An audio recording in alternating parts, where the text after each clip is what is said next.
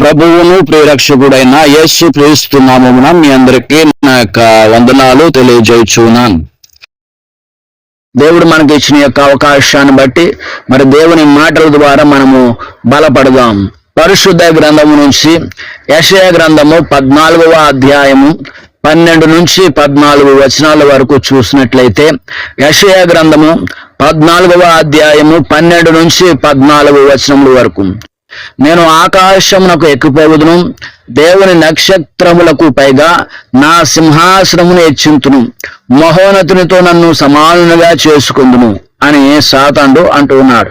ప్రియులారా, ఇది సందర్భాన్ని మీకు ఎందుకు తెలియపరుస్తున్నానంటే, ఇక్కడ చాలా మంది చిన్నపిల్లలు, పెద్దవారు, దేవుని నమ్ముకున్న వారందరూ కూడా ఒక్కొక్కసారి ఒక్కొక్క క్వశ్చన్ వేస్తూ ఉంటారు. అటువంటి క్వశ్చన్స్ లో వచ్చిన క్వశ్చన్ ఏంటంటే, ఇక్కడ ఏదైనా వనములో మంచి చెడ్డల తెలివనిచ్చు వృక్ష ఫలము ఆ చెట్టు వేయటం ఎందుకు, అది ఆదాము అవ్వలు తినటం ఎందుకు, భూమి మీద పాపం రావటం ఎందుకు, ఈ పాపాన్ని పరిహారం చేయడానికి యేసయ్య రావటం ఎందుకు, పాప పరిహారం అయిపోయిన తర్వాత మళ్ళా రెండవ రాకడలో యేసయ్య రావటం ఎందుకు, మరలా పరలోకానికి పాపం చేసిన వారిని నరకానికి నెట్టివేయటం ఎందుకు, మరలా పాపం పరిశుద్ధంగా ఉన్న వారిని పరలోకానికి పంపించడం ఎందుకు. అలాగా దేవుడు చేసిన జనాలలో, దేవుడు చేసిన జనములలో కొందరేమో నరకానికి పోతా ఉన్నారు, కొందరేమో పరలోకానికి వెళ్తా ఉన్నారు. ఇది ఎక్కడి మరి న్యాయము? దేవుడు చేసిన బిడ్డలందరూ కూడా ఉంటే ఒక చోటనే పరలోకంలో ఉండాలి, కానీ కొందరు నరకానికి పోవటం ఎందుకు? యేసుక్రీస్తు వారు ఎవరు కూడా నరకానికి పోకుండా అందరూ పరలోకం పోవాలనే కదా వచ్చారు. ఎందుకు ఇలా జరుగుతుందని చెప్పి కొందరు క్వశ్చన్స్ వేస్తూ ఉంటారు. లేకపోతే ప్రియులారా, ఎవరికొకరికి మనసులో ఇటువంటి ఆలోచన వచ్చి ఉండొచ్చు. ఇటువంటి ఆలోచన కలిగే నేర కూడా ప్రియులారా ఇలా కూడా ఆలోచించాలి కదా అని చెప్పి నేను ఈ విధంగా వాక్యాన్ని తయారు చేయటం జరిగింది. కాబట్టి ప్రియులారా, జాగ్రత్తగా ఆలోచించండి. ఇటు వాక్యం చాలా అమూల్యమైనది కాబట్టి వివరంగా మీకు వివరిస్తాను, కాబట్టి చక్కగా వినండి. కాబట్టి ప్రియమైన దేవుని వారలారా, దేవుని సన్నిధిలో మరి రీతిగా మరి ఏదైనా వనంలో ఆ చెట్టు నాటబడటం ద్వారా వచ్చిన యొక్క పాపము, ఈ పాపం ద్వారా యేసుక్రీస్తు వారు రావటము, పాపాన్ని పరిహారం చేశారు. పాపాన్ని పరిహారం చేసిన తర్వాత కూడా మరి నరకానికి పోయేవారు గుంపు ఉంది, పరలోకానికి పోయే గుంపు కూడా ఉంది. ఇంకా యేసుక్రీస్తు వారు వచ్చిన దానికి విలువేముంది? యేసుక్రీస్తు వారు వచ్చిన తర్వాత అందరూ కూడా దేవుడి గురించి మహిమను పోగొట్టేసుకున్న తర్వాత కదా యేసుక్రీస్తు వారు ఈ లోకానికి వచ్చారు. మరి అందరూ కూడా పోగొట్టుకున్న మహిమను తిరిగి ఇవ్వటానికే కదా యేసుక్రీస్తు వారు వచ్చారు. మరి అందరికీ ఆయన పోగొట్టుకున్న మహిమను తిరిగి ఇచ్చారా లేదా అంటే, ప్రియమైన దేవుని వాళ్ళరా, ఇక్కడ ఏదైనా వనంలో ఆ చెట్టు వేయటానికి గల కారణము అదే. అందరూ మహిమను పొందుకున్నారా లేదనే దానికి కూడా రెండింటికి ఇక్కడ లింక్ ఉంది. ప్రియమైన దేవుని వాళ్ళరా, ఆ లింక్ ఏంటంటే, దేవుడు మానవుని చేసేటప్పుడు ప్రియమైన దేవుని వాళ్ళరా, తనకి దేవునికి ముందే తెలుసు. సృష్టిని సృష్టించక మునిపే ప్రియులారా దేవునికి చెట్టు వేయాలని తెలుసు. ఆ చెట్టు తిని పండు తిని పాపం చేస్తాడని తెలుసు. ఆ యొక్క జగత్ పునాది వేయబడక మునిపే యేసుక్రీస్తు వారు అనే పాపం అనేది భూమి మీదకి రాకమునిపై యేసుక్రీస్తు వారు భూమి మీదకి రావాలి అనగా, దేవుడే మానవుడిగా భూమి మీదకి రావాలని ముందే ప్రియులారా పాపము చేయక మునిపే అక్కడ నిర్ణయించబడింది. ఎందుకంటే దేవుడికి భవిష్యత్తు ఎరిగిన దేవుడు. ఆదామును పుట్టించక మునిపే ఆదాము అనే వ్యక్తి ఉంటాడని దేవునికి తెలుసు. ఆదాము తినొద్దన్న పడు తింటాడని దేవునికి తెలుసు. పాపము చేయొద్దన్నా చేస్తాడని దేవుడు తెలుసు. సమస్తం దేవునికి తెలిసే చేశాడు.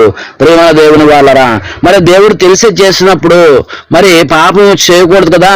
మంచిదే ఆ వృక్షము, జీవవృక్ష ఫలం ఎలాగైతే దేవుని యొక్క ఏదైనా వనములో ఉన్నదో, అలాగే మంచి చెట్లు తన్నిచ్చే వృక్ష ఫలం ఎందుకు వేయవలసి వచ్చింది? ఎందుకు వేయాలి అసలు? అది వేయకపోతే ఇటువంటి ఘనకార్యాలంటే ఇటువంటి నరక ప్రాప్తి ఉండదు కదా, ఇటువంటి పాపం అనేది ఉండదు కదా అని చెప్పి మనలో చాలా మంది ఆలోచించే ఆలోచన లోకానుసారమైన ఆలోచన. ప్రియమైన దేవుని వాళ్ళరా, ఇది మనము చాలా జాగ్రత్తగా వివరించుకుంటూ ముందుకు వెళ్దాం. ప్రియమైన దేవుని బిడ్డలారా, దేవుడు ఒక పరిపూర్ణుడు. ప్రియులారా, ఆయన ఎలాంటి పరిపూర్ణుడు అంటే, ఇప్పుడు మనం ఒకసారి ఒక విషయాన్ని మనం గమనించుకుంటూ నా మాటే వినాలి, నా చేతుల ద్వారా నేను చేశాను కదా, నేను చెప్పిందే నువ్వు కూర్చోమంటే కూర్చోవాలి, లేచి నడవాలంటే లేచి నిలబడాలి, నువ్వు నడవాలంటే నడవాలి, అది నా యొక్క కంట్రోల్లో నువ్వు ఉండాలని చెప్పి దేవుడు మానవుని తయారు చేస్తే ఇది ఎలా ఉంటుందంటే ప్రియులారా, ఒక రోబోని తయారు చేసినట్లుగా ఉంటది. రోబోని చూడండి, మానవుడు ప్రియులారా ఇక చేతులతో స్వాస్థాలతో ఒక రోబోని తయారు చేశాడు. ఆ రోబోకి ప్రియులారా కొంత మరి మెమొరీ అనేది, అంటే మనిషి యొక్క మెమొరీని చిప్గా తయారు చేసి దాన్ని కొంచెం ప్రియులారా కంప్యూటరీకరంగా ఏర్పాటు చేసి తను ఎలాగ నడవాలో, ఎలాగ మాట్లాడాలో, ఎదుటి వ్యక్తి వచ్చి చెప్తున్న దానికి ఎలా స్పందించాలో, అంటే ఎలా మాటకి ఎలా సమాధానం చెప్పాలో, ఈ భూమి మీద ఎటువంటి ఉన్నవన్నిటికీ కూడా ఒక ప్రియులారా ఒక మరి ప్రోగ్రాం కింద చేసి రోబోకి ప్రియులారా షిప్ కింద అమరుస్తూ ఉంటారు. అంటే ఒక ప్రోగ్రామ్ యొక్క మరి మెమొరీ లాగా మనకి ఎలాగైతే తలలో ఉంటుంది అలాగా ఒక ప్రోగ్రాము కార్డు లాగా ఏర్పాటు చేసి పెడతారు. ఇప్పుడు మనిషి ఆ యొక్క కంట్రోల్ చేస్తాడు, దాన్ని రిమోట్ ద్వారా కానీ మాట ద్వారా కానీ దాన్ని కంట్రోల్ చేస్తాడు. నువ్వు వెళ్ళి ఆ కప్పు తీసుకొచ్చి ఈయనకి ఈ ప్లేట్ తీసుకెళ్ళి కానీ చూపించు, అక్కడికి వెళ్ళి స్విచ్ అయ్యి ఫ్యాన్ అయ్యి కాలు ఇదే కాలు నొక్కు, లేకపోతే ఇలా చెయ్యి అలా చెయ్యి. ఇప్పుడున్న రోబోలు కూడా కొందరికి ఆపరేషన్ కూడా చేస్తా ఉన్నారు ప్రియులారా, రోబోలు కూడా కాపలా కాస్తా ఉన్నాయి. ఇక సైనికుల దళంలో కూడా రోబోల్ని ఏర్పాటు చేస్తున్నారు. ఇంకా రోబోలు విమానాలు నడిపే రోబోలు కూడా తయారు చేస్తున్నారు. కొంతకాలం తర్వాత అవి కూడా వస్తాయి ప్రియులారా. యుద్ధానికి అవి రోబోలు వెళ్ళే టైపులో కూడా అయిపోతుంది ప్రపంచవ్యాప్తంగా త్వరలో. కాబట్టి ఇంతలాగా అవుతా ఉన్నాయి. అయితే రోబోలు ఎంత చేసినా ఏం చేసినా అందులో ఒకటి సొంత జ్ఞానము, ప్రోగ్రామ్ చేసిన జ్ఞానమే ఉంటది కానీ సొంత జ్ఞానం అంటే ప్రియులారా నేను ఒక మిషన్ని అనే విషయము ఆ ప్రోగ్రామ్ చేసిన దాంట్లోనే ఉంటది. అది చెబుతుంది నేను ఒక మిషన్ని అని, ఐఎమ్ నాట్ ఏ రోబోట్ అని చెప్పి ఏంటి మిషన్ అంటే రోబోట్, నేను ఆ రోబోట్ ప్రకారంగా చేస్తాను, నేను మనిషిని కాదు, ఐఎమ్ నాట్ ఏ మ్యాన్ అని ఉమెన్ అని మనిషిని అదే చెప్తుంది, నేను మనిషిని కాదు నేను రోబోట్ అని చెప్తుంది. ఇక్కడ తాను కూర్చోమన్నా చేయమన్నా పనులు చేస్తుంది. అయితే దానికి ఆహారం లేదు, దానికి ఒక కరెంట్ అయితే ఉంటుంది తప్ప దానికి మానవుల్లాగా ప్రియులారా మరి గుండె భాగములు కానీ ఇటువంటి ఏమి ఉండదు, ఒక ప్రోగ్రామ్ చేయబడింది. ఇప్పుడు అలాగే కూర్చోమంటే కూర్చోవటం, అంటే చేయమంటే చేసేలాగా దేవుడు మనిషిని చేయలేదు. మనిషికి ఒక ఫ్రీడమ్ ఇచ్చాడు, స్వేచ్ఛ అంటారు దాన్ని. స్వేచ్ఛ లేని లోకంలో ఒక పక్షి కూడా నిలవలేదంట ప్రియమైన దేవుని బిడ్డలారా.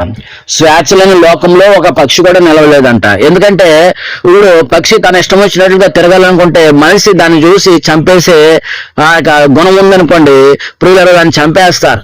ఇప్పుడు చట్టం చేశారు కాబట్టి పక్షుల్ని చంపకూడదు తినకూడదని చట్టం చేశారు. లేకపోతే పూర్వకాలంలో పక్షుల్ని దొరికినట్లనే చంపేసేవారు ప్రియులారా. చిన్న పక్షం లేదు పెద్ద పక్షం లేదు, అన్ని పక్షులు కూడా చంపుకుని తినేసేవారు పూర్వకాలంలో.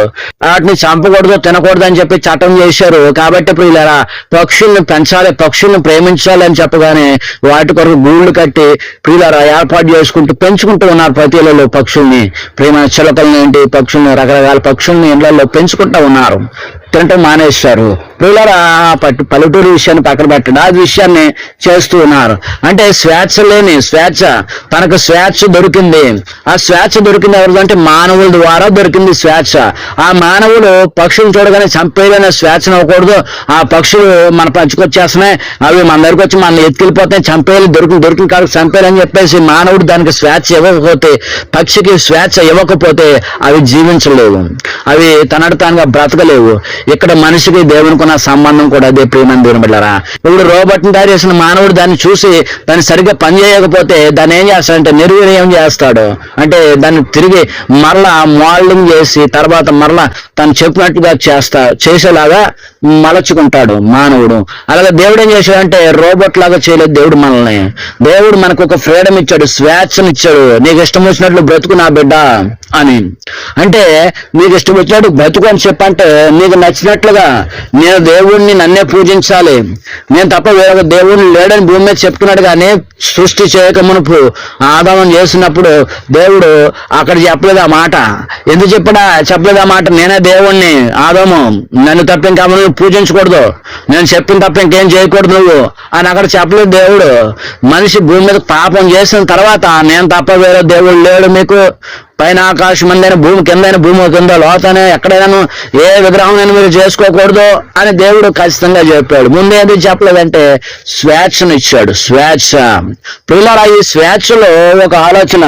ఇప్పుడు ఈ ఆదాముకి ఆ దేవునికి మధ్యన ఈ విధమైన సంబంధము, ప్రేమ సంబంధము, దైవికమైన సంబంధము, దేవుని బిడ్డ సంబంధం కలిగి ఉన్నప్పుడు ప్రియులారా సాతానుడు ఎంటర్ అయ్యాడు. అంటే ఆదాము సృష్టించక మునిపే సాతానుడు పాపం చేసేసాడు. అంటే హృదయంలో ప్రియులారా అనుకుంటూ పాపం చేశాడు. నేను ఆకాశంలోకి ఎక్కిపోతాను, దేవుని సింహాసనం కంటే నా సింహాసనం హెచ్చిస్తానని చెప్పి కోరుకున్నాడు. ప్రియులారా ఎప్పుడైతే మరి సాతానుడు ఎప్పుడైతే దేవుని వ్యతిరేకించాడో, దేవుని మీద సవాలు విసిరి నీ సింహాసనం కంటే నా సింహాసనం ఇచ్చేస్తాననుకుని మనసులో అనుకున్నాడు. వచ్చి పాపిష్టోడా, పాపాత్ముడా, నువ్వు ఆ సంహారం అయిపోగాక అని ఈ లోక దేవతలు చంపేస్తున్నట్లుగా శూలం పెట్టుకుని చంపేసి అలా చంపేసేవచ్చు సాతాండి. కానీ దేవుడు అది చెప్తున్నట్లుగా సాతానుడు ప్రియులారా తాను అనుకున్నదట్లుగా దేవుడు ఉండకూడదు. దాన్ని చంపాలని దేవుడు ఎప్పుడో చంపేయచ్చు. కానీ ప్రియులారా దేవుడు దాన్ని పాతాలని కనుక పరలోకం నుంచి దాన్ని నెట్టివేశాడు, పడగొట్టేశాడు. దాని ద్వారా మళ్ళీ ఆదం పండు తింటాడన్న విషయం, సాతానుడు కూడా పండు తింటాడన్న విషయం దేవునికి తెలుసు. దేవుడు ప్రియులారా మనుషుల్ని ఒక ప్రోగ్రామ్ లాగా, యంత్రాల్లాగా చేయలేదు. స్వేచ్ఛనిచ్చాడనే విషయాన్ని మీకు తెలియపరిచాను. ప్రేమని దేవుని బిడ్డలారా, ఒక వ్యక్తి తన ఇష్టపూర్వకంగా దేవుణ్ణి ప్రేమించాలి కానీ బలవంతంగా ప్రేమించకూడదు. దేవునికి లోబడాలని దేవుడు కోరుకున్నాడు. లోబడాలి. లోబడటం అంటే బలవంతంగా నువ్వు దేవుడు కాబట్టి నేను పూజించవలసి వస్తుంది అన్నట్లు బలవంతంగా పూజించకూడదు. లోబడాలి. మంచి చెడ్డ తెలియనిచ్చి వృక్షఫలం అనేది ప్రియులారా స్వేచ్ఛకు దేవుడు పెట్టిన పరీక్ష. అది దేవుడే పెట్టాడు. జీవవృక్ష ఫలాన్ని ఎలాగైతే దేవుడు పెట్టాడో మంచి చెడ్డ తెలియనిచ్చి వృక్ష ఫలాన్ని కూడా దేవుడే పెట్టాడు. ఎందుకు పెట్టాడు? తప్పు చేసింది ఎవరు? దేవుడు కాదు. దేవుడు ప్రియులారా ఇక్కడ మనం గమనించవలసింది, పాపము చేయటం వేరు, తెలియజేయటం వేరు. ప్రియులారా దేవునికి పాపం చేస్తాడని తెలుసు గాని పాపం చేయాలని చేయించడు దేవుడు. పాపం చేసేదేమో మానవుడు చేశాడు, దేవుడు చేయమని చెప్పలా. చేయొద్దని ముందే చెప్పేశాడు. తినొద్దన్నాడు. తింటే పాపం అవుతుంది, నిశ్చయంగా నువ్వు చచ్చిపోతావు అని చెప్పాడు. చెప్పపోవటం తప్పు. ప్రియులరా తెలియటం వేరు, తెలియచేయటం వేరు. అంటే పాపం చేస్తాడు అనే విషయం దేవుడికి ముందే తెలిసినా తెలియటం వేరు, ఆ యొక్క పాపం చేయించడం వేరు. దేవుడు పాపం చేయించలేదు. పాపం చేయించింది ఎవరంటే లూసిఫర్, సాతానుడు. ప్రియులారా సాతాను మరి అడ్డుకించవచ్చు కదా, ఈ ఏదైనా వనంలో రాకుండా దానికి అడ్డు కట్టవచ్చు కదా అంటే ఇది భూమి మీద దేవుడు తయారు చేశాడు. ఆ భూమి మీదకి పడేశాడు కాబట్టి భూమి మీదకి రావాల్సి వచ్చింది. అది భూమి మీద ఉన్నది కాబట్టి. ప్రియులారా దేవుని భవిష్యత్తు ప్రియులారా తెలుసు కాబట్టి ఆదం పాపం చేస్తాడని ఆయనకి తెలుసు. ప్రియమైన ఉదాహరణకు మనం ఒక విషయాన్ని తెలుసుకోవాలనుకుంటే, ఉదాహరణకు ప్రియమైన దేవుని బిడ్డలారా, తల్లి తన బిడ్డని రెండు చేతులు పెట్టుకుని నడిపిస్తూ ఉంటుంది. తప్పటడుగులు వేస్తాడు బిడ్డ. ఆ తప్పటడుగులు వేస్తూ ఉన్నప్పుడు కొంచెం దూరం నడిచిన తర్వాత రెండు చేతులు, ఒక చేయి తర్వాత ఓ చెయ్యి వదిలేస్తుంది. ఇంకో చేయి పట్టుకుని కదా కొంచెం నడుస్తాడు బుడ్డోడు, చిన్న బాబు. రెండో చేయి కూడా వదిలేస్తుంది. కొంత దూరం వెళ్ళి రానన్నా నాకన్నా బంగారు కొండ అని చెప్పి పిలుస్తున్నప్పుడు ఇప్పుడు చేతులను చూసిన బిడ్డోడు ఎవరన్నా తల్లిని చూసి భలే పిలుస్తుంది మా మమ్మీ అని చెప్పేసి కొంచెం కొంచెం కొంచెం కొంచెం తప్పడేళ్ళు వేసుకుంటూ ముందుకు వెళ్ళిపోతాడు. వెంటనే అమ్మ ముద్దెట్టుకుని పైకి ఎత్తుకుని నా బిడ్డ నా దాకా నడిచి వచ్చేసడానికి సంతోషపడుతుంది. ఇక్కడ ప్రియమైన దేవుని బిడ్డలారా, అయితే తల్లి ఎదురుంది. ఈసారి బుడ్డోడు ఒక్కడ ఆలోచించి మా అమ్మ అక్కడ కూర్చుంది, వంటలు తోముకుంటుంది, మా అమ్మ దగ్గరికి వెళ్ళిపోతానని చెప్పేసి మంచం మీద పడుకోబెట్టిన పిల్లోడు కింద దిగిపోయి దూకేసి అక్కడి నుంచి తప్పడడుగులు వేసుకుంటా ఎలా దిగిపోతారు. చాలా మంది చిన్నపిల్లలు నడుతూ రాపోయినా ఎత్తు బెంచ్ కింద దిగిపోతూ ఉంటారు. అలా దిగిపోయి నడుచుకుంటూ వెళ్ళిపోతామని చెప్పేసి నడుచుకుంటూ వెళ్ళేసరికి అక్కడి నుంచి వస్తుందో నేను నడిచి వచ్చేసాను నా బిడ్డ, అయినా సరే నేను ఉన్నా కాబట్టి వచ్చాడు కానీ ఎలా పడిపోతాడు. అయినా సరే పడినా తను ఎలాగో నడక నేర్చుకోవాలి అని చూస్తూ ఉంటది. పిల్లల బిడ్డ కింద పడిపోయి చక్కగా నడుచుకుంటా మరలా పడతాడు, మరలా వస్తాడు, మరలా పడతాడు, మళ్ళీ పడతాడు, లేస్తాడు. తల్లి అక్కడే ఉంటది. అలా వదిలేయటం వారి ద్వారా తను పడటము తెలియాలి, నడిచి తిరిగి నిలబడటము తెలియాలి. అలా వదిలేస్తే ఎప్పటికీ నడక రాదని తల్లి ఏం చేస్తా అంటే ఒక ట్రైనింగ్ లాగా లేగమ్మ లేగమ్మ, అయ్యో పడిపోయామ్మా, లేగమ్మ లేగమ్మ, త్వరగా రమ్మని చెప్పేసి మరలా ఎంకరేజ్ చేస్తూ ఉంటది. ఇది మన కుటుంబాల్లో జరిగింది కాబట్టి మీకు వివరంగా చెప్పవలసి వచ్చింది. కాబట్టి ప్రేమ బిళ్ళరా, ఆ చిన్నపిల్లవాడు తర్వాత పడతాడో ఇంకా పడిపోతాడన్న విషయం తను గమనించిన తర్వాత పడకుండా నడవటం మొదలెడతాడు. ఇదే విషయం దేవుడు ఏం చేశాడు ప్రేమ దేవుని బిళ్ళరా, దేవుడు ఒక అవకాశం ఇచ్చాడు. బలవంతంగా దేవుణ్ణి పూజించడం కాదు, నేనే తప్ప వేరొక దేవుడు లేడని చెప్పడం కాదు, ఒక అవకాశం ఇచ్చాడు. అంటే సాతాను సవాలు విసిరాడు కదా, నీ సంతానం కంటే నా సంతానాన్ని హెచ్చిస్తానని. ఆ సంతానం ఎవరంటే దేవుడు చేసిన మానవులను సాతాను వశం చేసుకుని సవాలు విసిరాడు. నువ్వు సవాలు విసురుతావు నా మీద అని చెప్పి దేవుడు సంహరించాడు అనుకోండి, ఇప్పుడు మిగిలిన దేవదూతలు అనుకుంటారు నిజమేననుకుంటా. అందుకే దేవుడు భయపడి చంపేశాడు సాతానుడి. ఎందుకంటే సాతానుడు దేవుని సింహాసనం కంటే తన సింహాసనం హెచ్చించేసేవాడు. అందుకే తన జాతి కంటే ఇంకా భూమి మీద పుట్టిన జనాలని తన వైపు చేసుకునేవాడేమో దేవుడు, అలాగా చేసేస్తాడేమో. ముందే దేవుడు ఏం చేశాడని చంపేశాడు సాతాన్ని, లూసిఫర్ని చంపేశాడు దేవుడు, ముందే భయపడిపోయి చంపేశాడు అని మిగిలిన దేవదూతలు అలాగ అనుకోవాల్సి వస్తుంది. కాబట్టి ప్రియమైన బిడ్డలారా, దేవుడు అందుకనే చంపకుండా నీ సింహాసనం కంటే నా సింహాసనం ఎలా హెచ్చిస్తావో చూపించడానికి సాతాను బిడ్డలుగా మార్చుకుంటాడా, మార్చుకున్న తర్వాత నీ లెక్క కంటే నా లెక్క ఎంతలని దేవుడు లెక్క చూపించడానికి అలాగే చంపకుండా వదిలేశాడు. ప్రియులారా, మనుషులు ఏమనుకుంటారంటే ఈ లోకంలో సినిమాలు అంటే అవి చూసేసి దెబ్బకి పడగొట్టేయచ్చు కదా దేవుడు అనుకుంటే అప్పుడే చంపేయచ్చు కదా, ఆ పండు పెట్టడం ఇది అర్థం దీనికి దానికి ఎందుకని పండు పెట్టడానికి గల కారణం అదే. ప్రియులారా, దేవుడు పాపం చేస్తామని తెలిసిన పాపంలోకి వెళ్ళిన బురద అంటించుకున్న నరకం దగ్గరికి వెళ్ళిపోయిన దేవుడు వెనక తీసుకొచ్చే శక్తి ప్రేమ ద్వారా ఆయన పొందుకోవాలి. శక్తి అంటే ఇక్కడ అదే శక్తి ఉపయోగించలేదు, ఇక్కడ అదే శక్తి మానవుడి దగ్గర అదే శక్తి ఉపయోగించలేదు, ప్రేమను ఉపయోగించాడు. మానవుని చేయటానికి దేవుడు శక్తిని ఉపయోగించాడు, ప్రేమతో చేశాడు. సాతాను తప్పు చేస్తే శక్తిని ఉపయోగించి సంహరింప చేయొచ్చు, చంపేయచ్చు సాతాండి. అయితే మానవుడు కూడా పాపం దగ్గరికి వెళ్తే మానవుడు కూడా ఆ శక్తితోటి వెనక రప్పించవచ్చు, నువ్వు పాపంలోకి పోకూడదు అని వెనక లాగేయచ్చు. కానీ ప్రేమతో తన మనసుతో తెలుసుకోవాలి మంచి ఏదో చెడుదో. అందుకే మంచి చెడు అనే ఫలం పెట్టాడు అక్కడ. మంచి తెలుసుకోవాలి, చెడు తెలుసుకోవాలి. నీవు మంచిలో ఉండే సంతోషం ఏంటో, చెడులో ఉండే దుఃఖం ఏంటో తెలుసుకోవడానికి దేవుడు ఆ విధంగా ప్రణాళిక కలిగి ఉన్నాడు. ఇది గొప్ప ప్రణాళిక ప్రియులారా. మనిషికి అందని ఆలోచన ఇది. మనిషి హృదయానికి తెలియని వ్యతిరేకమైన సాతాను పుట్టుకొచ్చే ఆలోచనలు దేవుని దగ్గర ఎన్నో ఉన్నాయి. సాతానికి అందని ఆలోచన దేవుని దగ్గర గొప్ప ప్రణాళికల ప్రియులారా. ఇక్కడ మనం చూస్తున్నప్పుడు ప్రియులారా, ఆదం పాపం చేస్తాడని తెలిసినప్పటికీ ప్రియులారా, పాపం ద్వారా మానవాళికి తన ప్రేమను ప్రియులారా అందించడానికి, కృపను చూపించడానికి ఆ సాతాను విషయం సాతాన్ని ఓడిపోయినని దేవుని దగ్గర సాష్టాంగ పడే రోజు కొరకు దేవుడు నిర్ణయించాడు ఆ కాలాన్ని. కాబట్టి తనే మానవుడిగా తన ప్రేమను నేను ప్రేమతో గెలుస్తాను అని చెప్పడానికి ప్రేమతో ఈ లోకానికి వచ్చాడు, ప్రేమతో మన కొరకు చనిపోయాడు. ప్రేమ దేవుని వల్లరా, ఆదాము వలన వచ్చిన పాపాన్ని తొలగించడానికి క్రీస్తు ఈ లోకానికి రక్షణ ప్రణాళికను లోకము పుట్టక ముందే, అంటే పాపము పుట్టక ముందే ప్రణాళిక నిర్ణయించాడు దేవుడు. ఎందుకంటే భవిష్యత్తు దేవుడు రేపు ఆదాము తినొద్దయి పండు అన్న తింటాడు, ఆ పండు తింటాడు. కాబట్టి పండు తిన్న తర్వాత మానవుడైతే కార్యం జరిగిన తర్వాత ఇది జరిగిందా, అప్పుడు మనం నెక్స్ట్ ఏం ప్లాన్ వేయాలి, నెక్స్ట్ ఏం చేయాలి అని మానవుడికి జరిగిన తర్వాత తెలుస్తుంది. కానీ దేవుడికి జరగకముందే తెలుసు కాబట్టి అది జరగకముందే ప్రణాళిక వేశాడు. అనాది ప్రణాళిక ఆయన చెప్పాడు, నేను జగత్ పునాది పుట్టక మునిపే నేను ఈ కార్యానికి నిర్ణయించబడిన వాడను. ప్రేమ దేవుని బిడ్డలారా, నిర్ణయించుకున్న దేవుడు ప్రియులారా, దేవుని యొక్క బాధ్యత ఎలా ఉన్నదనేది మనము ఈ యొక్క ప్రేమలో మనం చూస్తాం. మంచి చెడ్డల వృక్షం అనేది ప్రియులారా కేవలం ఒక నిషేధముగా మాత్రమే, అది నిషేధమైన వృక్షం మాత్రమే.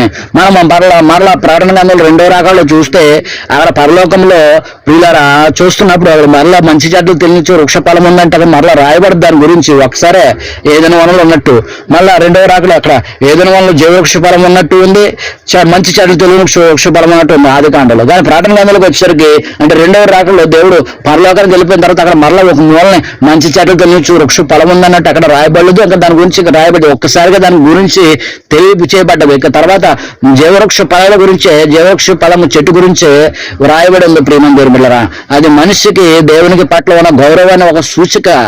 ఒక సూచనగా, ఒకవేళ ఆ చెట్టు లేకపోతే ప్రియులారా మనిషి తన పరిమితులను తెలుసుకోలేకపోతాడు.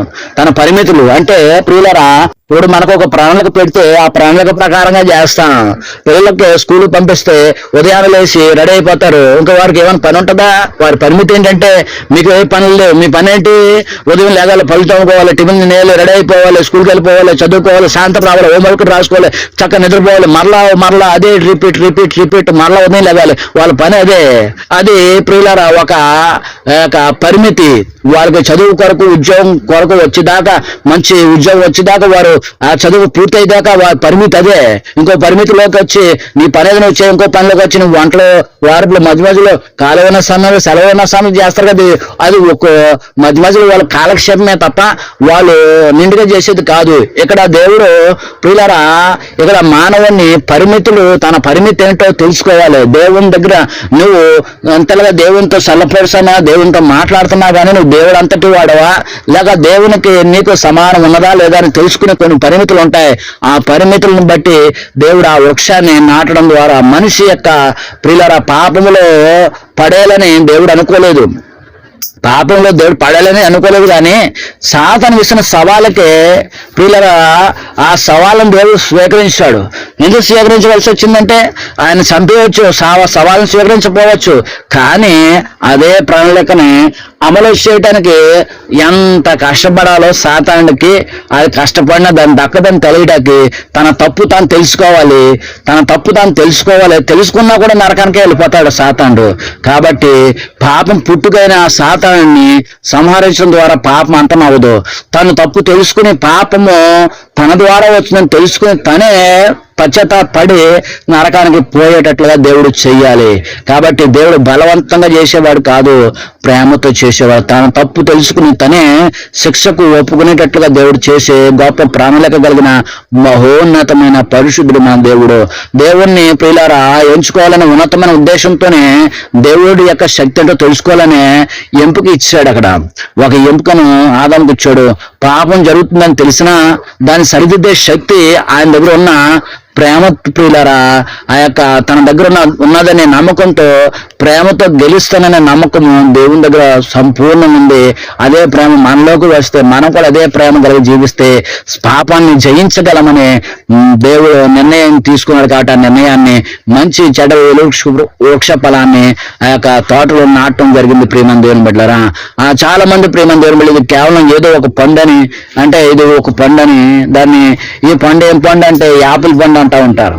ఏం పండు అంటే ఇది యాపిల్ పండు అనుకుంటారు.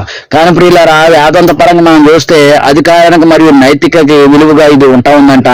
ఆ పండు తినడం ద్వారా మనిషి ఏది మంచిది ఏది చెడు అనేది దేవుని మీద ఆధారపడకుండా తనతో తానుగా నిర్ణయించుకునే ప్రయత్నించాడంటే ఈ భూమి మీద అటువంటి పండు లేదు.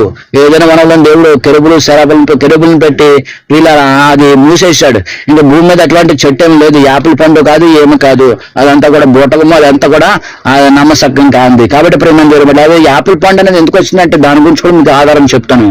ప్రేమ దేవుని వాళ్ళరా ఇక్కడ కాబట్టి అది మంచి చెడ్డల. ఇప్పుడు మామిడికాయ అంటే తీపి ఉందని చెప్తావు, ఇంకా మంచి చెడ్డానికి రాదు. దాని ద్వారా ఏదైనా జాంకేత అంటే బలం ఉందంట, ఏ పండుతోనే బలం అంటావు, కానీ దీని ద్వారా మంచిది తెలిసింది, దీని ద్వారా చెడ్డ తెలిసిందనే పండు భూమి మీద అక్కడ లేదు. ప్రియులారా అక్కడితో అయిపోయింది. ఆ చెట్టు పండు తినొద్దని దేవుడు చెప్పడం ద్వారా మనిషి దేవుని మాటకు ఎంతవరకు లోబడతాడు అనే ఒక పరీక్ష దేవుడు పెట్టాడు. తినొద్దు అని చెప్తాడు, దేవుడు చెప్పాడు, తినొద్దు అనే మాటను చెబుతాడు. సాధారణంగా మనం అర్థం చేసుకోవాల్సింది ఏంటంటే దేవుని యొక్క ప్రణాళిక అద్భుతమైనది. ప్రియమైన దేవుని వాళ్ళరా, జల ప్రళయం వచ్చినప్పుడు కూడా మనం చూసినప్పుడు ప్రియమైన దేవుని వాళ్ళరా ఇక్కడ ఒక విషయాన్ని కొందరు బైబిల్ ప్రకారం కొందరు ఆలోచిస్తూ ఉంటారు. అంటే ఏదైనా వరం అక్కడ ఉందండి, ఆ తర్వాత ఓపెనింగ్ అవుతుంది అని చెప్పాడు. ప్రారంభంలో ఏదైనా వరం గురించి రాయబడలేదు. ప్రియమైన దేవుని బిడ్డ కనుక ఆ ఏదైనా వరం ఏమవుతుందంటే ప్రియులారా ప్రపంచానికి జల ప్రళయం వచ్చినప్పుడు ఆ జల ప్రళయంలో భూగోళంలో ఉన్న ఈ భౌగోళికమైన పరిస్థితులన్నీ కూడా మారిపోయాయి. అంటే ఆ సమయంలో ఏదైనా తోట కూడా ప్రియులారా దేవుడు ఆ నీళ్ళతో కూడా నాశనం చేసి తుడిచేసాడనే విషయాన్ని చాలా మంది నమ్ముతారు. బైబిల్ పండితులు అనేవారు, బైబిల్లో ఉన్న చాలా మంది, మరి బైబిల్ జ్ఞానం తెలిసిన వారు చాలా మంది అదే మాట నమ్ముతూ ఉంటారు. ఇంకా ఏదైనా మనం అక్కడితో తుడిచిపెట్టిపోయింది. ఆ జలప్రలయం భూమిని అంతటిని కూడా, భూమి బలాత్కారంతో నిండి ఉన్నది కనుక నా సన్నిధి వారి అంతం వచ్చింది. భూమి బలాత్కారంతో నిండి ఉన్నది కనుక, భూమి బలాత్కారంతో నిండి ఉన్నది కనుక అని చెప్పి చెప్తుంటాడు దేవుడు. అంటే భూమికి ఏదైనా మనం కూడా భూమి మీద వేసాడు తూర్పున. కాబట్టి ఆ తూర్పున ప్రియులారా ఆ కెరూబులు శరాబులు ఇంకా అప్పుడు దాకా దేవుడు రాకడ కొరకు సిద్ధపాటు ఉన్నాయంటే ఇంకా దాని గురించి అక్కడ రాయబడలేదు. ఇంకా శరాబులు దాన్ని సిద్ధం చేసినట్టు తర్వాత అది ఓపెన్ అవుతుంది అని చెప్పి, కానీ అది ఏమి లేదు. ఇంకా అక్కడతో దాని గురించి చెప్పడం తర్వాత ఏదైనా మనం గురించి ఇంకా ప్రియుల ప్రకటనలు దాన్ని అక్కడే ఉంటుంది, దాని మరలా అది కొత్తగా మార్చబడుతుంది అని చెప్పేమి లేదు. పరలోకం గురించి రాయబడింది. అది పరలోకం నుంచి మన భూమి మీదకి వస్తుంది. పరలోకం స్ఫటికం అంటే కొత్త ఆకాశం కొత్త భూమి మీదకి వస్తుందని చెప్పి రాయబడింది తప్ప ఏదైనా వనం ఇంకా పరలోకం అని రాయబడలేదు. కాబట్టి అది జల ప్రళయంలోనే ఏదో దేని వనము తుడిచిపెట్టుకుపోయింది. ఇంక మొత్తం కూడా దేవుడు ఆ భౌగోళికమైన ఈ యొక్క పరిస్థితుల్లో దాన్ని అక్కడ ఉన్న చెట్టులు వృక్షాలు భూమి మీద ఎలాగైతే ఏది లేకుండా మహావృక్షాలతో కూలిపోయిన భూమి మొత్తం తుడిచిపెట్టుకుపోయింది. అలా తుడిచేశాడు, కడిగేశాడు దేవుడు. అలాగా మొత్తం కడిగేశాడు ఏదైనా మనం కూడా అని చెప్పి మనము ఆ యొక్క కొన్ని మరి తుడిచిపెట్టేసాడని నమ్మాలి తప్ప దాన్ని కూడా తుడిచిపెట్టాడని ఆధారం కూడా బైబిల్లో లేదు. కాబట్టి ప్రేమని దేవుని బిడ్డలారా చాలా మంది విశ్లేషకులు అభిప్రాయపడేది ఇదే అని చెప్పి మరి తెలియపరచబడుతూ ఉంది. కాబట్టి ప్రేమని దేవుని బిడ్డలారా చెప్పాను కదా యాపిల్ గురించి. ఈ యాపిల్ ప్రియులరా ఆదావాబులు యాపిల్ తిన్నట్లుగా మరి సినిమాల్లోనూ ఆటలోను ఇంట్లోనూ మనం చూస్తూ ఉంటాం, కానీ బైబిల్ ఎక్కడ అది యాపిల్ అని వ్రాయబడలేదు ప్రియులరా. ఇది లాటిన్ భాషలో మలుం అంటే చెడు లేక మరియు యాపిల్ అనే అర్థం వచ్చింది ప్రియులరా. అది ఎలాగో మార్చారంటే మంచి చెడ్డలు తెలియచ్చు వృక్షం నుంచి మలుం అనేది ఆ మాటని లాటిన్ భాషలో రాశారంట. ఇది ప్రియులరా ఈ లాటిన్ భాషలో మలుం అనేది దానికి అర్థం ఏంటంటే చెడు లేక ఆపిల్ అని వచ్చింది. ఈ రెండు అర్థాలను చూసి చాలా మంది మధ్యయుగ కాలంలో ఆ ప్రాంతంలో ఉన్న కాలంలో ఆ కాలంలో ఉన్నవారు చాలా మంది కళాకారులు దాన్ని యాపిల్ గా చిత్రీకరించి ఫోటోలు తీసి అంటే ఆ పెయింటింగ్ వేసి యాపిల్ పండు ఆదం తింటున్నట్టుగా ఫోటోలు వేసి చూపించరికి ప్రియులరా ఈ ఎర్ర పండు ఇలా ఉంది యాపిల్ పండు అని చెప్పి అక్కడి నుంచి చాలా మంది ఆ విధంగా చేస్తున్నారు. ఇప్పటికీ మరి యాపిల్ పండు తిన్నా కూడా మంచి జ్ఞానం తెలివి వృక్షం అంటే భూమి మీద మంచి చెట్లు తెలియచ్చు వృక్ష ఫలం ఆదం తిన్న తర్వాత మారిపోద్ది అంటే మారదు ప్రియులరా. దాని గుణం అలాగే ఉంటుంది, కానీ అది ఆరోగ్యం పరంగా ఎంతో మంచిది. యాపిల్ దేవుడు చేసిన వృక్షాలు దేవుడు చేసిన సృష్టిలో అది కూడా వాడటం తప్ప దాన్ని మరి అది ఏదైనా వరంలో ఉన్న అటువంటి మంచి చాలు తెలియచ్చు వృక్ష ఫలం అని మాత్రం అనుకోవద్దు. అది ఒక భ్రమ మాత్రమే. బైబిల్ మొదటి పుస్తకమైనప్పుడు ప్రియులరా ఆ యొక్క ప్రపంచంలో మొట్టమొదటిగా చేయబడిన గ్రంథము ఈ బైబిల్. ఈ బైబిల్లో ఉన్న మొదటి ఆది కాలంలో కూడా జీవవృక్షం మరియు మంచి చెట్లు చెప్పి ఈ యొక్క మంచి చెడ్డలు తెలియచ్చు వృక్షఫలం గురించి కనిపిస్తా గానీ ప్రియులరా ఇక బైబిల్ గ్రంథంలో ఎక్కడా కూడా మరి ఇంకా చివరిలో కూడా జీవవృక్ష ఫలం గురించి మాట్లాడబడుతుంది, కానీ ఈ యొక్క మంచి చెడ్డలు తెలియచ్చు వృక్ష ఫలం గురించి ఎక్కడా కూడా రాయబడి ఉండదు. ప్రియమైన దేవుని బిడ్డలారా ఇక్కడ దేవుని యొక్క మాట ప్రకారంగా పండు తినకముందే సాతానుడు సవాలు విసిరాడు. ముందే సాతాను ఒకప్పుడు పరలోకంలో అత్యంత సౌందర్యం కలిగిన అత్యున్నతమైన సింహాసనం దేవుని యొక్క సింహాసనం పైకి హెచ్చించుకోవాలనుకున్నవాడు ప్రియులరు ఎలాంటి వాడు అంటే సౌందర్యవంతుడు ప్రియులర ప్రభావం ఉన్న లూసిఫర్ అతను అంటే ప్రధాన దేవదూత. ప్రియమైన దేవుని బిడ్డలారా ఆదాము సృష్టింపబడకముందు అతన్ని ప్రియులర హృదయంలో ఈ విధమైన గర్వం అతనికి వస్తా ఉంది. ఏంటంటే యెషయా గ్రంథం 14:12-14లో నేను ఆకాశంలోకి ఎక్కిపోదును, దేవుని నక్షత్రములకు పైగా నా సింహాసనం హెచ్చింతును, మహోన్నతునితో నన్ను సమానంగా చేసుకుందని తన మనసులో ప్రియులారా అనుకుంటా ఉన్నాడు. దేవునితో సమానంగా ఉండాలని అతను విసిరిన ఈ పరోక్ష సవాలు వల్ల అంటే ప్రియమందిరు ఉంటానని చెప్పి పరోక్షంగా తన మనసు అనుకున్నాడు కాబట్టి దేవుడు అతన్ని పరలోకం నుండి భూమికి పడద్రోశాడు. ప్రియులారా భూమి మీద దేవుడు తన పోలికతో మనుషులను సృష్టించి వారి భూమిని పరిపాలించే అధికారం ఇవ్వటం ద్వారా సాతానుకి ఆ కార్యం నచ్చలేదంట. ఆ సాతానుకి ఆ కార్యం నచ్చకపోవటం ద్వారా అందుకే నేరుగా దేవుని యొక్క ప్రణాళికను నాశనం చేయాలి, దేవుడు చేసిన సృష్టిలోని మానవుని నాశనం చేయాలని ఈ విధంగా సాతానుడు ముందుకు వచ్చాడు. ఇంకా మానవుని తన మనసులో నాటింపజేస్తాడు. దేవుడు అబద్ధికుడని చెప్పడానికి ఇదిగో ఇది నిజమా, దేవుడు అలా చెప్పాడా అంటే వాళ్ళు అవునే అన్నారు. అవును అని చెప్పింది, కాదు అని చెప్పలేదు, ఉన్న మాట చెప్పింది అవును అని. ఇక్కడ నిజము అబద్ధానికి ఉన్న తేడా. ఆ ప్రియులరా దేవుని నమ్మకాన్ని ఇక్కడ ప్రశ్నిస్తా ఉన్నాడు. వాళ్ళు అవును అని చెప్పారు, అలా మరలా సరే ఎలాగా ఈ అవునే అంటుంది కాదంటలేదని ఎలా చేయాలి అని చెప్పి తెగమక్కలు పెడతా ఉంది ప్రియమందిర. దేవుని యొక్క ప్రతినిధులుగా ఆదాము హవ్వల ద్వారా ఈ యొక్క ప్రళయకను నాశనం చేయాలి వారు ప్రతినిధులుగా ఉన్నారు. ఈ భూమికి అధికారంగా వీళ్ళు దేవుడు వాళ్ళని యజమానులుగా చేశాడు భూమి మీద. ఇంకా నాకు అవకాశం ఉండదు, ఇప్పుడు నాకు వీళ్ళు నేను పరలోకంలో అవకాశం లేదు, నాకు ఇప్పుడు భూమి మీద కూడా వీళ్ళు నాకు భూమి మీద నాకు అవకాశం లేదు, ఇంకా వీళ్ళు నాకు యజమానులుగా ఉంటారు, ఈ భూమి వీళ్ళ చేతులకు వెళ్ళిపోతుందంటే మరి నా ప్రాణాలకి ఎలా ఉంటది అని చెప్పి ఆలోచన చేశాడు సాతానుడు. అందుకే మరొక అవకాశం చేసి దేవుడు అలా చెప్పాడా, ఈ పడు తింటే మీరు సావనే సావరు, మీరు దేవత వలె ఉంటారని చెప్పడం ద్వారా దేవుడు అబద్ధికుడు. అంటే ఏంటి, ఎలా నిరూపించాలనుకుందో చూడండి.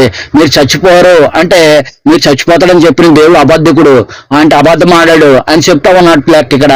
అంటే సావరో దేవుడు అబద్ధం ఆడాడు చచ్చిపోతారని అలా చెప్తున్నట్లుగా చూపిస్తూ ఉంది ప్రియులారా. దేవుడు అబద్ధంగా నిరూపించక ప్రయత్నిస్తూ ఉంది ప్రియులారా. అది దేవుని అధికారానికి సాతాను విసిన పెద్ద సవాలుగా ఇక్కడ అవకాశాన్ని చేజార్చుకోకుండా సాతాను ముందుకు వెళ్తా ఉన్నాడు. దాని ప్రకారంగా ఏం చేసిందంటే ప్రియులారా ఇక్కడ దేవుని కంటే ఇక్కడ దేవుడు చావనే చావరు. అప్పుడు దాకా మనుషులు ఎవరో చూడలేదు, చచ్చిపోయినట్టు ఎవరిని చూడలేదు. ఆ చావు గురించి అంత అర్థమైపోయినట్లుగా నిజంగా నేను చావన అన్నట్లుగా ప్రియులారా చూపుకి రమ్యంగాను వివేకమిచ్చు చెట్టుగా అందంగా కనిపించిందంట. పండు చూడటానికి చాలా అందంగా ఉందంట. ఆ పండు తినటానికి బాగుందంట. వివేకం అనేది రావడానికి చాలా ఆకర్షణీయంగా ఉందని చెప్పేసి ఏం చేసిందంటే అవ్వ తినేసింది ప్రియులరా. మనుషులు పాపం చేశారు కాబట్టి తినొద్దన్న పండు తిన్నారు కాబట్టి ఇప్పుడు వారు దేవుని వారు కాదు, నా సంబంధులను దేవుని ముందు వాదించడం ప్రారంభించాడు సాతానుడు. నా సంబంధికులు, భూమి నాది, నాది అధికారం నాకు వచ్చింది. ఎప్పుడైతే పాపం చేశారు తినొద్దన్న పండు తిన్నారో ఇప్పుడు వారు సాతానుకి బానిసలు అయిపోయారు. ఇప్పుడు సాతాను సృష్టికి యజమానుడు అయిపోయాడు.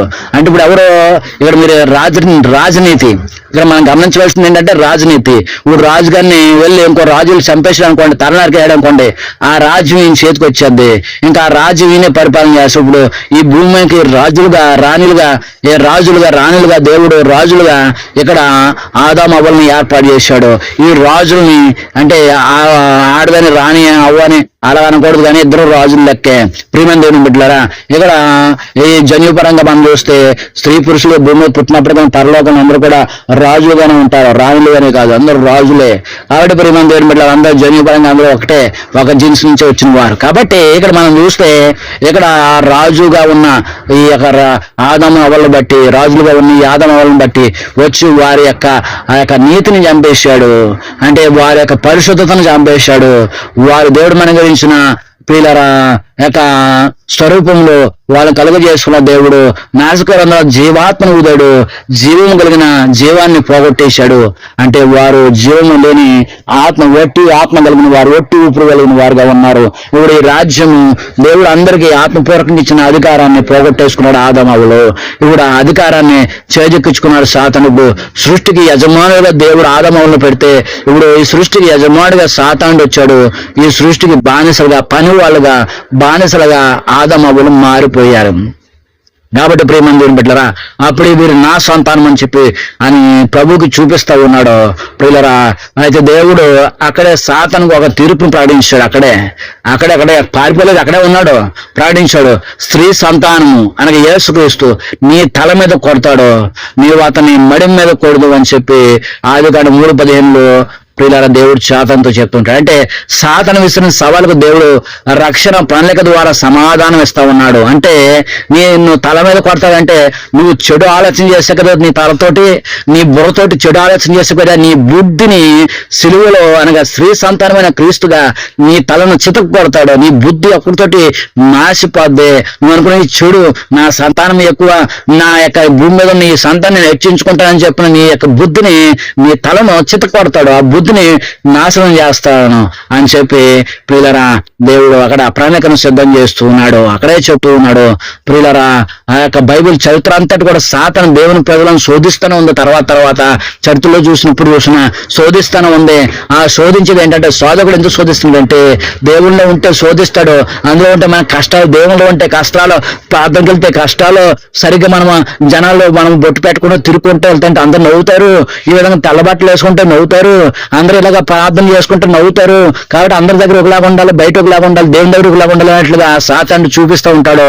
అందుకే చాలా మంది తలబాట్లు వేసుకోవడం కూడా, చాలా మంది బొట్టు పెట్టుకోకుండా ఉండటం కూడా వీళ్ళ జనాల దగ్గరికి వెళ్ళిపోతే ఏ శుభకార్యానికి వెళ్తా బొట్టు లేకుండా వచ్చేసావు నాయన వచ్చేసి అమ్మ నువ్వు అంటారని పెట్టేసుకుంటూ అలాగే మనుషులు కనబడాలని ఆలోచన చేస్తారు. కానీ అంతరంలో ఉన్న దేవుణ్ణి నువ్వు ఎప్పుడైతే నువ్వు బాటం తీసుకుంటప్పుడు నేను పరిశుద్ధంగా జీవిస్తాను, ఇటువంటి వీటిలో నాకు అలంకారం లేదు, నేను ఈ లోకం అలంకారం నాకు అవసరం లేదని చెప్పి ఇప్పుడు ఒప్పుకున్న తర్వాత నువ్వు ఎలాగైతే ఉండాలో అలాగే ఉండకుండా తర్వాత మనుషులు పోలికగా వెళ్ళిపోయి మనుషులతోటి స్నేహం చేస్తూ ఆ విధంగానే వారితో ఉంటూ పైకి భక్తి కల్పిస్తూ లోపల అంతరంగంలో నీచమైన కార్యములు పైకి భక్తిగాను లోపల చీకటి కోణములతో నువ్వు జీవిస్తూ ఉంటే దేవుడిదే చెప్తూ ఉన్నాడు. ప్రేమ దేవుని వల్ల సాతాను మిమ్మల్ని శోధిస్తూ నా శోధనలో మీరు ఓడిపోయారు, శ్రమలలో మీరు కుంగిపోయారు, నాశనం అయిపోకుండా దేవుడు కుంగిపోవద్దు అంటూ ఉన్నాడు. ప్రేమ దేవుని బిడ్డారా, అరణ్యంలో ప్రియులారా యేసును శోధించడం కూడా ఒక లోక రాజ్యాన్ని నావి అని చెప్పి చూపించాడు. అక్కడ ఇది ఆధారం, ఇది ఈ లోక రాజ్యాలు నావి అని యేసయ్యని శోధిస్తూ ఉన్నాడు. నన్ను నమస్కరించు, నా పాదాల మీద పడితే నీకు ఎన్ని ఇస్తానని చెప్పేసి అధికారాన్ని ప్రదర్శిస్తూ ఉన్నాడు. అక్కడ అధికారం అంటే ఇది నాది అనే గర్వాన్ని చూపిస్తాడు. ఎప్పుడైతే గర్వపడ్డాడో పరలోకం నుంచి పడ్డాడు, అదే గర్వం మళ్ళీ ఎక్కడ కూడా చూపిస్తాడు. ఇది నాది, ఈ లోకం అంతా నాది, నువ్వు నా కాళ్ళ మీద పడితే నీకు ఇస్తానని చెప్పేసి అంటూ ఉన్నాడు. సాతాను తన గర్వంతో పండు తినక ముందే దేవునికి విరోధంగా మారిపోయాడు. పండు తినేలా చేయటం ద్వారా మనుషులను దేవునికి దూరం చేశాడు. దేవుడు సృష్టిని నాశనం చేయాలని చూస్తూ ఉన్నాడు, చేశాడు. కానీ అంతిమంగా దేవుడు క్రీస్తు ద్వారా అంటే క్రీస్తుగా ఈ లోకానికి వచ్చి సవాలును ఓడించి మానవాళికి విడుదల కలుగజేశాడు. ఏదైనా మీకు మొదట చెప్పాను కదా, విడుదల కలుగజేశాడు. అందరూ దేవుడి గురించి మహిమను పోగొట్టేసుకున్నారు. మరి అందరూ కూడా ఆ దేవుడి గురించి మహిమను పొందేసుకున్నారంటే ప్రియులారా, ఆదాము దేవుడు చేసినప్పుడు ఏదైతే అక్కడ సూత్రం పాటించాడు అదే సూత్రం ఇక్కడ. అంటే ఇక్కడ ప్రియులార నీటిని కూడా బలవంతంగా నువ్వు బాప్టిజం పొందుకుని బలవంతంగా బాప్టిజం ఇవ్వటం లేదు, బలవంతంగా నీకు అవసరం లేకపోయినా పరిశుద్ధాత్మ నీ మీదకి రావడం లేదు. నువ్వు కోరుకుంటేనే దేవుని ఆత్మ వస్తుంది, నువ్వు కోరుకుంటేనే బాప్టిజం తీసుకోవాలి, నమ్మి బాప్టిజం తీసుకోవాలి. నువ్వు కోరుకుని దేవుని ఆత్మ నాకు కావాలని కోరుకుంటేనే నీ ఇష్టపూర్వకంగానే అది జరగాలి తప్ప బలవంతంగా నువ్వు నన్ను ఎప్పుడైతే నమ్మాలో అప్పుడే నువ్వు బాప్టిజం తీసుకోవాలి, అప్పుడే పరిశుద్ధాత్మ నీకు నేను ఇచ్చేస్తాను, నీకు అవసరం లేకపోయినా నువ్వు కోరుకోకపోయినా నేను ఇచ్చేస్తానని చెప్పి దేవుడు బలవంత పనులు బలమైన పనులు అలాగా బలవంతంగా దేవుడు చేయడు. ఆవిడైతే ఆదాయం చేసేటప్పుడు చేసిన పండుగ ఎలాగైతే పెట్టాడో బలవంతంగా నన్ను పూజించడం లేదు, తన తప్పు తను తెలుసుకుని తిరిగి రావాలని కోరుకుంటూ ఎలాగైతే పెట్టాడు అక్కడ దేవుడు ఒక పరీక్ష పెట్టాడు. ఆ పరీక్షని ప్రియుల అదే లేకుండా కూడా సూత్రం అదే. యేసుక్రీస్తు వారికి లోకానికి వచ్చి పోగొట్టుకున్న మహిమను తిరిగి ఇవ్వటానికి ఇచ్చాడు. అది ఎవరికి కావాలో వారే పొందుకుంటారు. నాకు కావాలో ఆ మహిమను నువ్వు సంపూర్ణంగా నమ్మి క్రీస్తు నమ్మి ఆ నా కొరకు వచ్చాడు నమ్మి ఇష్టపూర్వకంగా వస్తేనే దేవుడు ఆ మహిమ నీకు ఇస్తాడు. ఇష్టపూర్వకంగా వచ్చిన వారికి పరలోకము, ఇష్టం లేని వారికి నరకము. ఇప్పుడు ఇదే పెట్టాడు, ఏర్పాటు చేశాడు దేవుడు. అంటే ఎంతకాలం ఇంకా నీ ఇష్టం వచ్చినట్టు జీవించినంత కాలము జీవింపజేస్తావు. అయితే నువ్వు దేవుడు నేను ఇల్లు పెట్టేసాడు, ఇష్టము నీకు ఇష్టం ఉంటేనే రా లేకపోతే మానే అని చెప్పి అక్కడితో వదిలేసాడు అనుకోండి. నువ్వు ఇష్టం వస్తేనే రా లేకపోతే నా దగ్గర రాపోవసం పర్లేదు అని వదిలేసాడు అనుకోండి. చాలా మంది దేవుళ్ళకి వస్తారు వెళ్తారు. ఇప్పుడు కూడా అలా జరుగుతుంది, వస్తారు వెళ్తూ ఉంటారు. ఇక్కడ దేవుడు చేశాడంటే మీరు వచ్చి వెళ్తాం కదా, వచ్చి ఉండిపోయే వారికి పరలోకము, వచ్చి వెళ్ళే వారికి నరకలోకము అని చెప్పి దేవుడు నిర్ణయించేశాడు. ఇప్పుడు అది ఆలోచన చేసుకుని చాలా మంది ఇక్కడ దేవుని ప్రేమను చూసి సిలువ మీద వేలాడుతున్న యేసయ్య ప్రేమను చూసి రక్షణ పొందుకుని దేవుని ఆత్మతో నింపబడి ఉండాలి. కానీ ఇక్కడ కొందరు ఏం చేస్తున్నారంటే సిలువ మీద వేలాడుతున్న యేసయ్యను పట్టించుకోవడం మానేసి అవి మనం నమ్ముకోపోతే నరకానికి పోతాడంట, మనం నమ్మకపోతే నా కలకలలాడే అగ్ని ఆరు పురుగు చేతంట నరకం వెళ్ళిపోతాంటము, అలాగైతే వద్దుతా బాబోయ్ ఏడు ఏసై నమ్మేసుకోవాలని చెప్పేసి ఏసై ప్రేమ తెలియకుండానే ఏసై తన కొరకు చనిపోయాడనే విషయం గమనించకుండానే ఆ నరకానికి వెళ్ళటం భయం వేసి పరలోకం కోసం వచ్చేవారంటారు. దేవుడు ప్రియులారా నీ హృదయాన్ని నమ్మాలి.